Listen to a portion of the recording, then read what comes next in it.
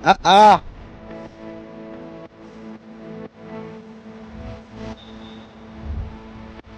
ମା ତୋ ଛୁଆ କାହିଁ କୋଉଠି ଅଛି? ହ୍ୟାଲୋ। ଜୟ ଜଗନ୍ନାଥ ସାଙ୍ଗମାନେ ଦେଖୁଛ କିଏ ଜାଣିଛ? ଇଏ ହଉଛି ଗୋଟେ ମା। ମା ଆକୁ ମୁଁ ମା କାହିଁକି କହୁଛି ନା କାହିଁକି ନା ଦେଖ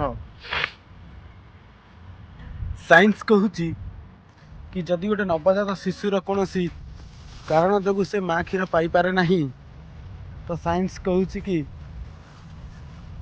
ଗାଈ କ୍ଷୀର ପିଇ ଗୋଟେ ନବଜାତ ଶିଶୁ ବଞ୍ଚିପାରିବ। ଏ ବର୍ତ୍ତମାନ ପ୍ରମାଣିତ ହେଇଯାଇଛି। ସେଥିଲାଗି ଆମେମାନେ ଗାଈକୁ ମା ରୂପେ ପୂଜା କରିଥାଉ।